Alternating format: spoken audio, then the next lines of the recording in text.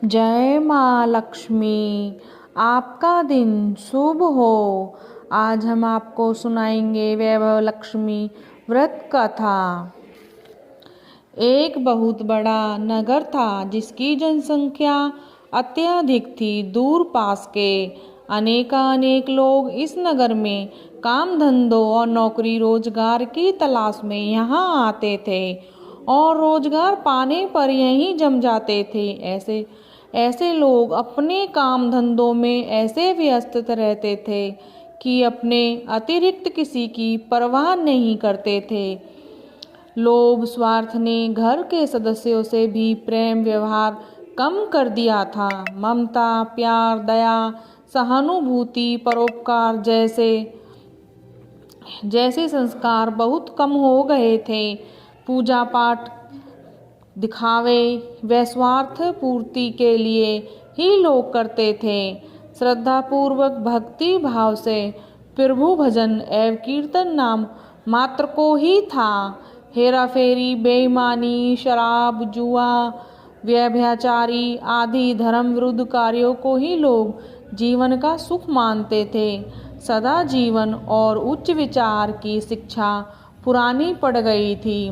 अब तो अधिकांश लोग किसी भी प्रकार धन कमाकर ऐश करो पर विश्वास रखते थे। इसी नगर में मनोज और शीला नामक एक नव दंपत्ति निवास करते थे। मनोज का अपना छोटा सा कारोबार था। वह बहुत विवेकी और सुशील था। ईमानदारी से वह अपना कारोबार करता था, जिससे उसका कारोबार ठीक ठाक चल रहा था और आराम से उनका जीवन व्यतीत हो रहा था। मनोज की पत्नी शीला धार्मिक प्रकृति की संतोषी स्वभाव की स्त्री थी। वह किसी की बुराई में नहीं थी, परंतु यथा संभव दूसरों की सहायता को भी तत्पर रहती थी। गृह कार्यों से बचे समय का सदुपयोग वह प्रभु भजन में व कीर्तन करने अथवा धार्मिक या ज्ञानवर्धक पुस्तकें पढ़ने में व्यतीत करती थी। वास्तव में उनकी गृहस्थी एक आदर्श गृहस्थी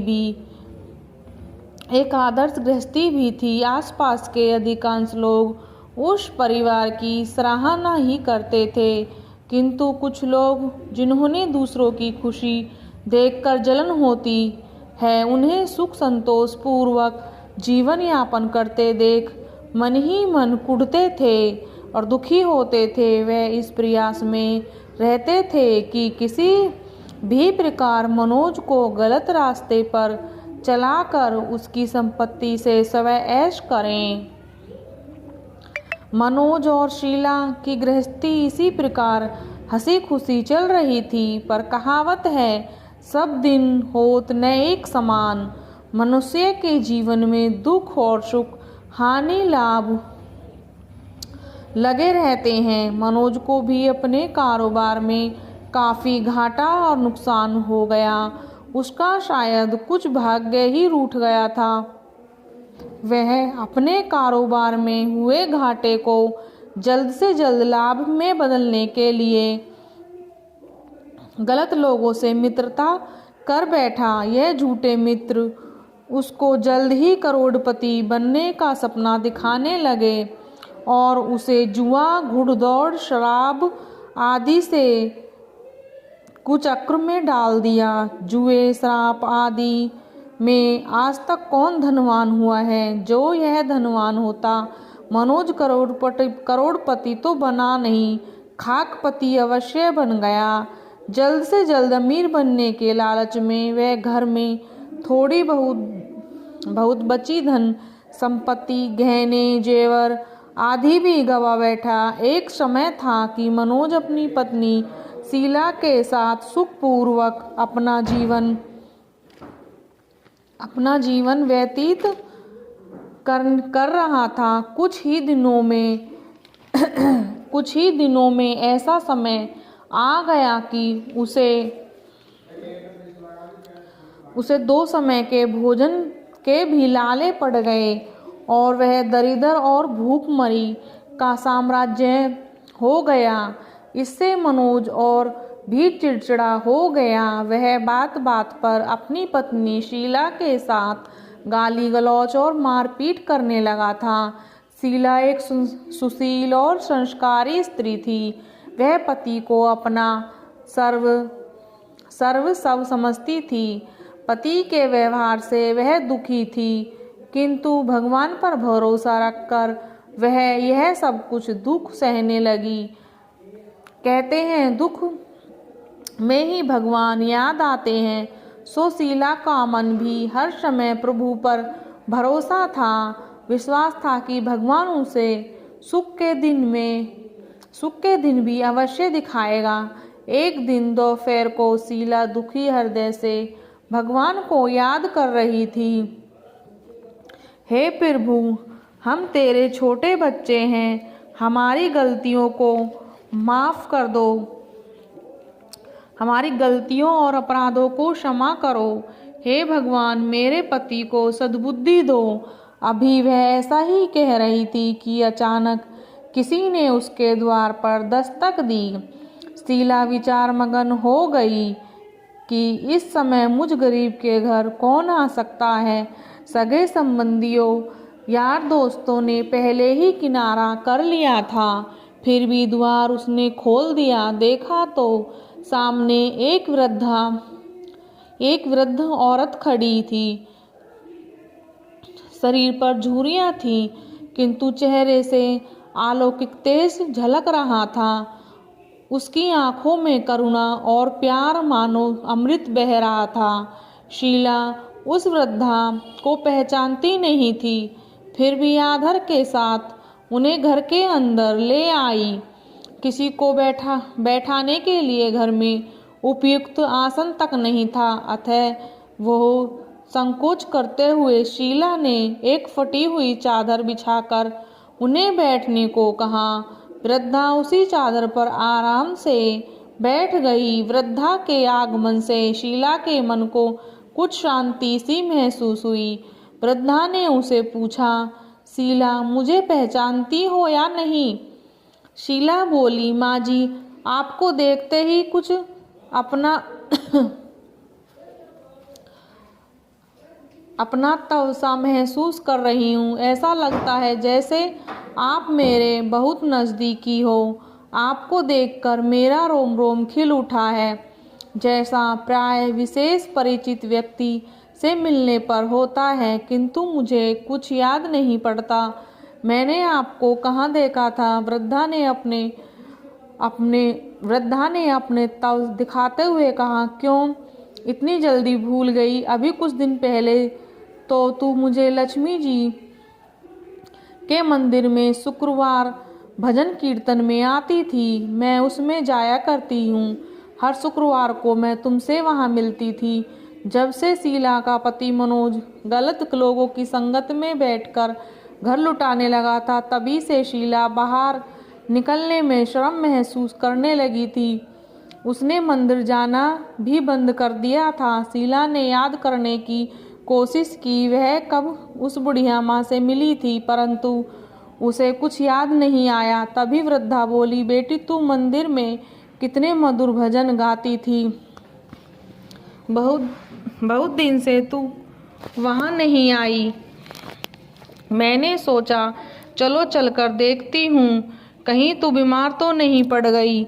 यही सोचकर यहाँ चली आई। वृद्धा के ममता भरे वचनों को सुनकर शीला का हृदय भर गया। उसने अपनी रुलाई रोकने की कोशिश की, किंतु असफल रही और वह फूट फूट कर रोने लगी। यह देखकर वह बुढ़िया माँ उसके पास गई और सिर पर प्यार भरा हाथ फेरकर उसे सांत्वना बांधने लगी। वृद्धा बोली, बेटी, जीवन में सुख और दुख आते ही रहते हैं। हमेशा सुख अथवा हमेशा दुख कभी किसी पर नहीं होता। दुखों से घबराना नहीं चाहिए। शीला बोली, माँ जी, मैं थोड़े दुख में कभी नहीं घबराई, किंतु अब नहीं सहा जाता। ऐसा कहते कहते वह फिर भी रोने लगी। वृद्धा फिर सांत्वना देती हुई बोली, धैर्य धरो बेटी, आप और अपनी व्यथा मुझे बता, तुझे क्या दुख खाए जा रहा है। इस प्रकार बताने से तेरा मन भी हल्का हो जाएगा और मुझसे हो सकेगा तो मैं तेरे दुख दूर करने का उपाय बता दूंगी। वृद्धा की बात सुनकर शीला के मन को बहुत राहत मिली। उसने बुढ़िया माँ को अपनी दुख भरी कथा सुनानी शुरू करी। वह बोली, माँ जी, पहले मेरे परिवार में बहुत सुख शांति थी।